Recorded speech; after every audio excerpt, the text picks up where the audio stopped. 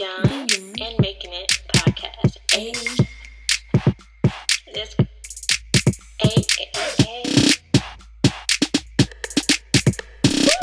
Hello friends, welcome back to another episode of Young and Making It. I'm Savannah, your host. If you are new here, what's up? I hope you guys have been having a great week. I'm back in school, Zoom school to be exact, which is it's great, but I'm also tired of being at home and I really want to be back on campus. But COVID is still a serious thing and people been acting crazy out here, so I'm okay with being home and not catching nothing. So I hope y'all good.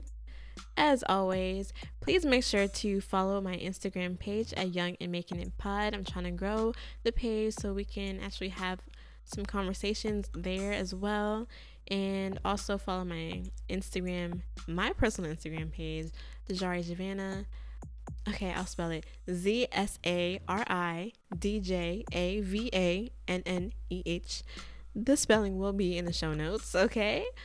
But anyways, today's going to be an interesting episode because we're talking about myths about being a multi-passionate. And I got these off of LinkedIn, and I just wanted to give my take on these myths and hopefully we can debunk them. All right, let's get into it. All right, so the first myth says, if you have multiple skills and interests or are constantly drawn to new things, you're flaky. Excuse me, don't be rude. I don't think that we're necessarily flaky. I just think that we're just so interested in different things that we're trying to explore what really, tickles our heart, just tickles us. Now, I do understand what people would say if you are being flaky, because you might start something and then not finish it. And honestly, that's a goal of mine, to start or finish things that I start. But I don't necessarily think that being flaky really correlates with you having multiple skills. People making it seem as if it's a bad thing to have multiple skills, because even if you do have those can carry on to another job. It can carry on to a different business.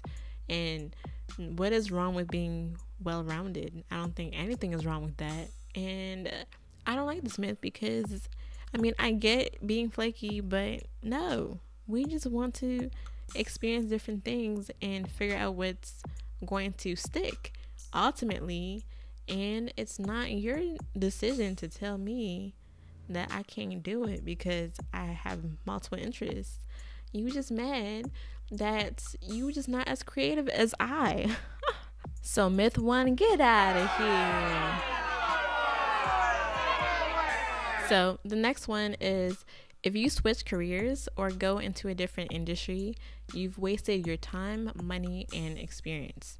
Now, I would say that if I completely hated my college experience, because I do believe that now it's very easy for you to go to college, and a lot of people have majors that they do and then never end up doing it in their actual careers, which is just a testament of life. But I feel like I would have believed this, but I don't think it was a waste. Speaking of this from a former college student, okay, this is my experience, but I really did learn a lot. I learned a lot about myself while I was in college. This is when I was doing multiple different things and trying to figure out what different hobbies I liked and wanted to do on my own time. And also, I gained different experiences. You learn how to write, you learn how to network with different people. You meet all sorts of different people while you're in college. And I think I saw a young YouTuber years ago, and she was like, don't go to college. She's like, it's stupid. Just get a YouTube channel and you'll be fine, blah, blah. And now she's in college. And I was like, so you have a whole video telling people not to go, and look at you now. But you really get a lot of different experiences that you won't experience on your own. And I have people that, college is not for everyone, but I do have some people in my life who could have benefited from learning how to, I guess, grow up from being on their own, technically, if you were on a campus, to really learning how to navigate through the world. So while it may seem for some people that it's a waste of money, I mean, it is a lot of experiences that you can't gain from just regular life and just trying to make ends meet or just trying to survive. And I mean, that's just not cool.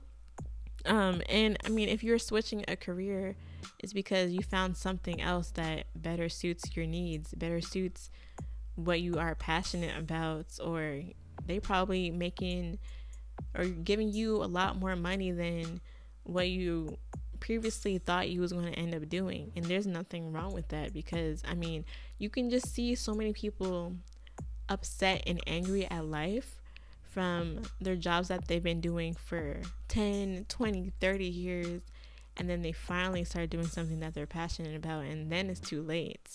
So I mean, you can do whatever you want to do, but I don't think it's a waste to change your career, because you're bringing whatever skills you learned from that past thing to this new thing. And that's a good thing. That's not bad at all. So myth 2, toodles. Now on to myth 3. Everyone has one true calling. Now, maybe, but for a multi-passionate, no. And even if you do end up choosing one particular, I guess, career, that doesn't mean that you have to only still stick to it. Like, for me, I want to have an entire empire based on helping other entrepreneurs grow, other creatives grow, and do what they love to do. But that don't mean that I'm gonna just sit there and that's the only thing. Like, side note, I still want to have my little dance company, so I'm gonna do that too. Okay, so I don't think that it's only one true calling. Not for everybody, at least. I mean, some people may only have one idea of what they want to do for the rest of their life, and that's cool, but we only have one life, and to only have one calling, I mean, I would rather try it all, try to do it as much as I can before it's my time to go, right? So myth 3, I'm sorry, but no.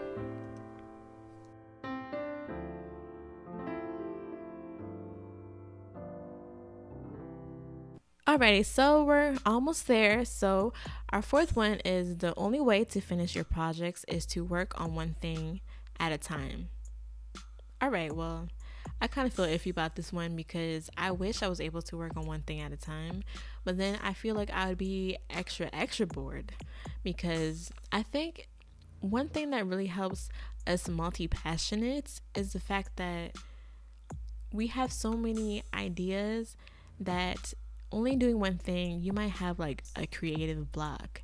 And I think that happens to me all the time. I could be in the moment doing something, and then I'm like, I either get bored or I'm just no longer motivated. So then you work on something else until you have your creative juices back and flowing. So I mean, I'm still iffy about this one, but yeah, I mean, you can still get projects done if you learn how to be productive and really do some good time management, you know? Yeah. So myth 4, we iffy, but no. All right, so our very last myth, and it says the best way to make money is to pick something you're good at and become an expert in it. Now, for most people, yes, but you can also be good at many different things and be an expert at it. And also, when it comes to the money, multiple streams of income is a thing.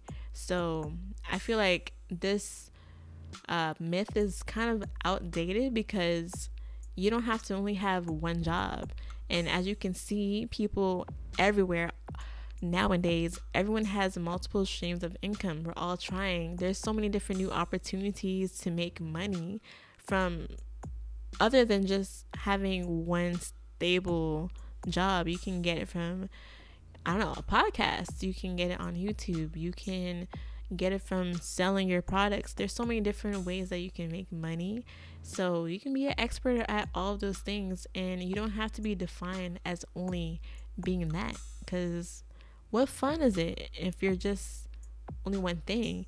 And even a lot of millionaires, they're not just good at just one thing or only have one business. Like, they're well rounded and they have many different ways that they are making money, and that's the goal. Not to just focus on just doing one job and hoping that's the only way that you can make money. Maybe that can be your highest source of income from being an expert at that one thing, but you can also have other things to go along with it. And that's the entirety of being a multi-passionate, being good at different things. So yeah, that is the end of all the myths that I have for you guys today. So if you guys can relate, or if you agree with me, then thank you. Yes, I'm trying to support y'all, okay? I'm trying to help. But thank you for listening to that. And we're going to go to our next segment, The Biz. I see it with your little business. Little business, I'm giving BBE, big business energy. All right, you guys, I'm so excited for today's shout out, and it goes to my very, very talented cousin, Tenneh Sandimanie. She is a 23-year-old Liberian American filmmaker, photographer, and creative from Brooklyn, New York. Her work is informed by her passion for West African traditions, Black identity, and the canvas that is New York City. Her work could be described as nostalgic and edifying. She cares deeply about this because the mainstream Black narratives she's witnessed lack diversity in storytelling. With that being said, her work aims to change the narrative and rework those experiences. She is interested in exploring power, unity, and change that tell stories about the diaspora, coming of age, and hidden Black figures. She recently got her start in advertising, working on projects from Target, Instagram, and Sonic under the advertising agency Mother, New York, and LA. So if you want to work with her, you can do so by emailing her at Tenneh, Tenneh, at bytenneh.com. Or you can follow her business page on Instagram at bytenneh, by Tenneh, or her personal page Tenneh. And